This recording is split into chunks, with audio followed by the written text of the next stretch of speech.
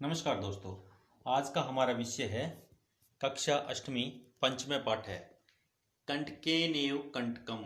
कंटकेन एव कांटे से ही, कंटकेन एव कांटे से ही कंटकम कांटा निकलता है। एक कहावत है कि कांटे से ही कांटा निकलता है। जैसे कहते हैं ना, लोहे को लोहा ही काटता है। मध्य प्रदेश के डिंडोरी जिले में प्रधानों के बीच प्रचलित एक लोक कथा है। यह पंचतंत्र की शैली में रचित है। इस कथा में यह स्पष्ट किया गया है कि संकट में चतुराई एवं प्रत्युत्पन्न मतित्व से बाहर निकला जा सकता है। यानी अगर हमारे ऊपर संकट आ जाता है तो वहां पर हम अपनी चतुराई से काम लें तो उस समस्या से निपटा जा सकता है। आज इस कहानी में हम यही पढ़ेंगे। आसीत कश्चित चंचलो नाम व्याध है। आसीत था, कश्चित कोई, चंचलो नाम चंचल नाम का। आसीत था कश्चित कोई, चंचलो नाम व्याध है, चंचल नाम का शिकारी। कोई चंचल नाम का शिकारी था। पक्षी मृग आदि नाम ग्रहणेन स सव्याम जीविकाम निर्वाहयति सम। पक्षी हिरन आदियों को पकड़ने से वह अपनी आजीविका निर्वाहित करता था, यानी अपनी आजीविका चलाता था। पक्षियों को पकड़ता था, हिरण आदियों को पकड़कर वह अपनी आजीविका चलाता था। एकदा स वने जालम विस्तीर्य गृहम आगतवान। एकदा एक बार वह वन में जाल को बिछाकर घर आ गया। वह वन में गया और जाकर वहां पे अपना जाल बिछाया और वापस घर पे आ गया। अन्यस्मिन दिवसे, अन्यस्मिन दूसरे, दिवसे दिन, दूसरे दिन प्रातः काले यदा चंचले वनम गतवान तदा स दृष्टवान यत् तेन विस्तारिते जाले दुर्भाग्यात् एक व्याघ्र बधः आसीत। अन्यस्मिन दिवसे, दूसरे दिन सुबह के समय में जब चंचल वन में गया तब उसने देखा कि उसके द्वारा फैलाए गए जाल में दुर्भाग्य से एक बाघ यानी शेर बंधा था। उस जाल में एक शेर बंध गया था। सो अचिंत्यत व्याघ्र माम खादिष्यति। सो अचिंत्यत, उसने सोचा बाघ मुझे खा जाएगा, यानी शेर मुझे खा जाएगा। अतएव इसलिए पलायनम करणीयम, पलायनम भाग जाना, करणीयम चाहिए, इसलिए भाग जाना चाहिए, इसलिए मुझे दूर यहाँ से भाग जाना चाहिए। व्याघ्र नैवेद्यत, बाघ ने नैवेद्यत निवेदन किया, शेर ने निवेदन किया। भो मानव, हे मानव, कल्याणम भवतु ते, कल्याणम कल्याण, भवतु हो, ते तुम्हारा, तुम्हारा कल्याण हो। हे मानव, तुम्हारा कल्याण हो। यदि तुम माम मोचयिष्यसि तर्हि अहम तवाम न हनिष्यामि। यदि तुम मुझको छोड़ देते हो या आज़ाद कर देते हो तो मैं तुम्हें नहीं हानि पहुंचाऊंगा। यदि तुम मुझे छोड़ देते हो तो मैं तुम्हें हानि नहीं पहुंचाऊंगा, यानी मैं तुम्हें नहीं मारूंगा। हनिष्यामि, नहीं मारूंगा। तदा से व्याधे व्याघ्रम जालात बहि निसार्यत। तब उस शिकारी ने बाघ को जाल से बाहर निकाल दिया। तब उस शिकारी ने बाघ को बाहर निकाल दिया, जाल से बाहर निकाल दिया। व्याघ्र क्लांत आसीत, व्याघ्र शेर क्लांत थका हुआ आसीत था, बाघ थका हुआ था, क्योंकि उसने उछल कूद की होगी जाल में तो वह थक गया था। बाघ थका हुआ था। सो एवदत भो मानव पिपासु अहम। हे मानव, सो एवदत, उसने कहा, भो मानव, हे मानव, पिपासु अहम, प्यासा हूँ मैं प्यासा हूँ। हे मानव मैं प्यासा हूँ। नद्यः जलम आनीय मम पिपासां सम्ये। नद्यः नदी का, जलम आनीय जल लाकर, मम पिपासाम मेरी प्यास को, सम्ये शांत करो। नदी का जल लाकर मेरी प्यास को शांत करो, शांत कर दो कि मेरी प्यास मिटा दो। व्याघ्र जलम पीत्वा पुनः, व्याघ्र बाघ, जलम पीत्वा जल को पीकर, पुनः फिर से, व्याधम एवदत शिकारी को बोला। ये कहता है शेर ने जल पीकर फिर से शिकारी को बोला, समय में पिपासा, मेरी प्यास शांत हुई, मेरी प्यास शांत हो गई है। सांप्रतम बुभुक्षितो अस्मि, सांप्रतम अब, बुभुक्षितो भूखा, अस्मि हूँ, अब मैं भूखा हूँ। मेरी प्यास तो शांत हो गई है, अब मैं क्या हूँ? भूखा हूँ। इदानीम अहम तवाम खादिष्यामि, अब मैं तुम्हें खाऊंगा, अब मैं तुम्हें खाऊंगा। चंचल उक्तवान, चंचल ने कहा, चंचल बोला, अहम तवत् कृते, अहम तवत् कृते धर्मम आचरितवान, मैंने तुम्हारे लिए धर्म का आचरण किया। मैंने तो तुम्हारे लिए धर्म का कार्य किया था कि मैंने तुम्हें छोड़ा और तुम्हें पानी पिलाया। तव्या मिथ्या भणितम, तुम्हारे द्वारा झूठ ही बोला गया था, तुमने तो मुझसे झूठ बोला। तवम माम खादितुम इच्छी, तुम तो मुझे खाना चाहते हो। तुमने बोला था कि मैं तुम्हें नहीं खाऊंगा, तुम्हें नहीं मारूंगा, तुमने झूठ बोला, तुम मुझे खाना चाहते हो। व्याघ्र एवदत्त, बाघ ने कहा, अरे मूर्ख, अरे मूर्ख, हे मूर्ख। अब उस मानव को, चंचल को मूर्ख बता दिया उसने। शेर ने कहा, हे मूर्ख, उक्षुधार्ताय किंपि अकार्यम न भवति, उक्षुधार्ताय भूखे के लिए कुछ भी अकार्य नहीं होता। अकार्य मतलब न करने योग्य, यानी भूखे के लिए ऐसा कोई भी कार्य नहीं होता जो न करने योग्य हो, यानी भूखा कोई भी कार्य कर सकता है। ये देखो, सर्वे स्वार्थम समिहिते, सब कुछ स्वार्थ में ही समिहित है, यानी सब कुछ स्वार्थ में ही समाया हुआ है। बाघ ने कहा, अरे मूर्ख, भूख के लिए कोई भी कार्य अकार्य नहीं होता, सब कुछ स्वार्थ में ही समिहित है, समाया हुआ है। चंचल नदी जलम अपृच्छत, चंचल ने नदी के जल से पूछा। चंचल ने नदी जलम अपृच्छत, नदी के जल से पूछा। नदी जलम अवदत, नदी के जल ने कहा। चंचल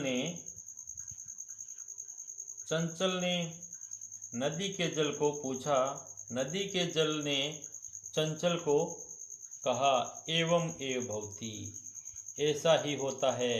जनः मयि स्नानं कुर्वन्ति, जनः लोग मुझ में स्नान करते हैं, लोग मुझ में स्नान करते हैं। वस्त्राणि प्रक्षाल्यन्ति तथा च मलमूत्रादिकं विसृज्य निवर्तन्ते, वस्त्रों को धोते हैं और वैसे ही मल मूत्र आदि भी विसर्जित कर देते हैं, यानी मेरे जल में स्नान करते हैं, वस्त्रों को धोते हैं और मल मूत्र आदि उसी प्रकार विसर्जित कर देते हैं। वस्तुतः सर्वै स्वार्थम समीहते,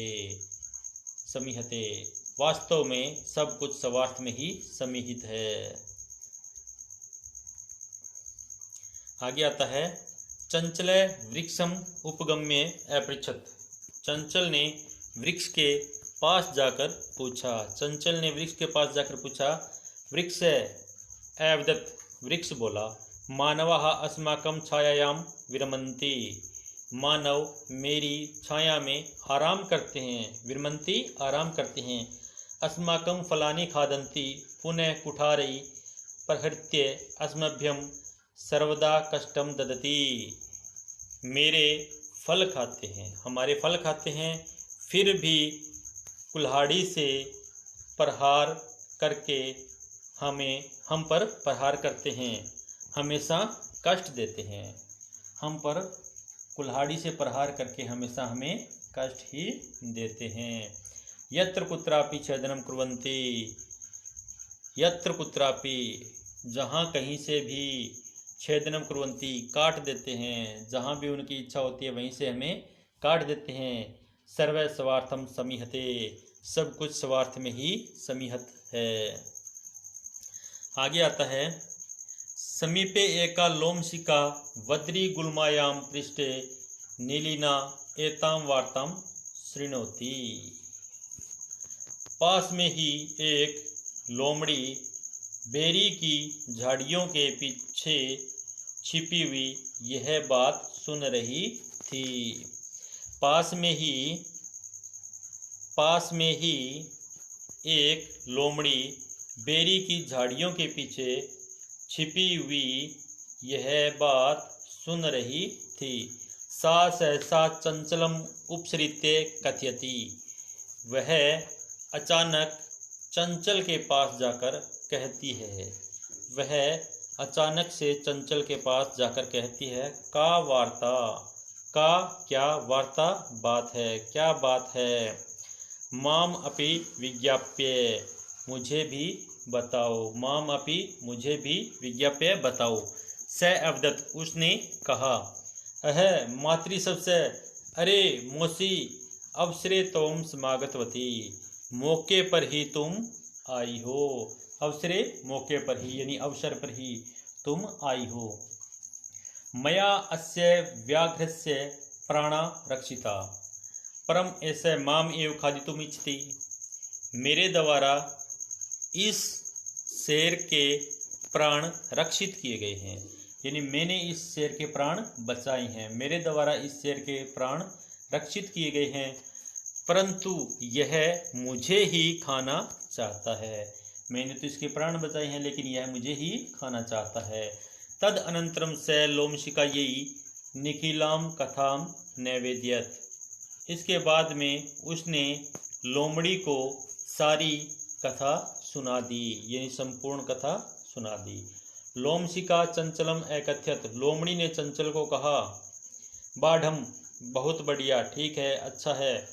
तवम जालम प्रसार्य, तुम जाल को फैलाओ।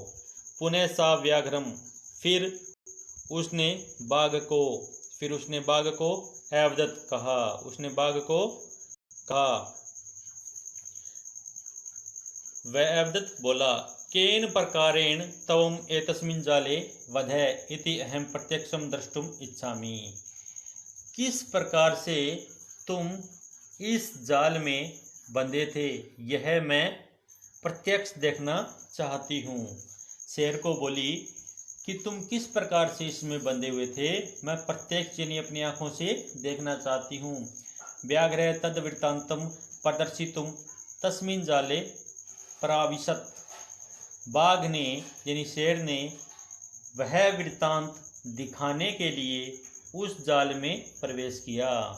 लोमशिका पुनः कथ्यत, लोमड़ी फिर से बोली, संप्रति पुनः पुनः कुर्दनम कृत्वा दर्श्य, संप्रति अब फिर से बार बार यानी फिर से या बार बार कूद कर दिखाओ। कुर्दनम यानी कूद कर दिखाओ, जैसे शेर ने कहा था ना कि मैं पहले कूदा था कि थक गया था, तो ये कहता है कि फिर से इसके अंदर उछल कूद करो। स तथेव समाचरत, उसने वैसा ही किया। अनारतम कुर्दनेन स श्रांत भवत, फिर से कूदने से वह थक गया। जाले बदय से व्याघ्र क्लांत सन निसहायो भूत्वा तत्र अपतत प्राण भिक्षायाम इव च अयाचत, जाल में बंधे हुए उस शेर ने, वह शेर थक गया या थका हुआ निसहाय होकर वहां गिर गया और प्राणों की भिख मांगने लगा। जाल में बंधा हुआ वह शेर थक कर निसहाय होकर वहां पर गिर गया और प्राणों की भीख मांगने लगा। लोमशिका व्याघ्रम एवदत, लोमड़ी ने बाघ से कहा, सत्यम तव्या भणितम, सत्य ही तुम्हारे द्वारा कहा गया है। सर्वै स्वार्थम समीहते, सब कुछ स्वार्थ में ही समीहत है, सब कुछ स्वार्थ में ही निहित है। एक बार फिर से पूरे पाठ की हिंदी पढ़ लेते हैं। कोई चंचल नाम का शिकारी था। पक्षी, हिरन आदियों को पकड़कर वह अपनी आजीविका चलाता था। एक बार वह वन में जाल को फैलाकर घर आ गया। दूसरे दिन सुबह के समय में जब चंचल वन में गया, तब उसने देखा कि उसके द्वारा विस्तारित जाल में दुर्भाग्य से एक शेर बंध गया था। उसने सोचा, बाघ मुझे खा जाएगा, इसलिए दूर भाग जाना चाहिए। बाघ ने निवेदन किया, हे मानव, तुम्हारा कल्याण हो, यदि तुम मुझे छोड़ देते हो तो मैं तुम्हें नहीं मारूंगा। तब वह शिकारी बाघ को जाल से बाहर निकाल देता है। बाघ थका हुआ था। उसने कहा, हे मानव, मैं प्यासा हूं, नदी से जल लाकर मेरी प्यास शांत करो। बाघ ने जल पीकर फिर से शिकारी से बोला, मेरी प्यास शांत हुई, अब मैं भूखा हूं, अब मैं तुम्हें खाऊंगा। चंचल ने कहा, मैंने तुम्हारे लिए धर्म का आचरण किया, तुमने झूठ बोला, तुम मुझे खाना चाहते हो। शेर बोला, अरे मूर्ख, भूख के लिए कुछ भी कार्य अकार्य नहीं है, सब कुछ स्वार्थ में निहित है। चंचल ने नदी के जल से पूछा। नदी के जल ने कहा, इसी प्रकार से ही होता है। लोग मुझ में स्नान करते हैं, वस्त्र आदि धोते हैं और वे मल मूत्र विसर्जित करते हैं। वास्तव में स्वार्थ में ही सब कुछ निहित है। चंचल ने वृक्ष के पास जाकर पूछा। वृक्ष ने कहा, मानव मेरी छाया में आराम करते हैं, हमारे फलों को खाते हैं और फिर कुल्हाड़ी से हम पर प्रहार करके हमेशा कष्ट देते हैं। जहाँ कहीं से काट देते हैं, सब कुछ स्वार्थ में ही निहित है। पास में एक लोमड़ी बेरी की झाड़ियों के पीछे छिपकर ये सारी बातें सुन रही थी। वह अचानक से चंचल के पास आकर बोली, क्या बात है, मुझे भी बताओ। वह बोला, अरे मौसी, तुम अवसर पर ही आई हो, मेरे द्वारा इस शेर के प्राण रक्षित किए गए हैं, परंतु यह मुझे ही खाना चाहता है। इसके बाद में उसने लोमड़ी को सारी कहानी सुना दी। लोमड़ी चंचल को बोली, बढ़िया, बहुत अच्छे, तुम जाल को फैलाओ। फिर से बाघ को बोली, किस प्रकार से तुम इस जाल में बंधे हुए थे, मैं प्रत्यक्ष देखना चाहती हूँ। बाघ ने वह वृत्तांत दिखाने के लिए उस जाल में प्रवेश किया। लोमड़ी फिर बोली, अब बार बार उछल कूद करके दिखाओ। वह वैसा ही करता है। इसके बाद में कूदने से वह थक जाता है। जाल में बंधा हुआ वह बाघ थक कर निस्सहाय होकर वहां गिरकर प्राणों की भीख मांगने लगता है। लोमड़ी बाघ को कहती है, तुम्हारे द्वारा सच कहा गया था, स्वार्थ में ही सब कुछ निहित है। यह पाठ पूर्ण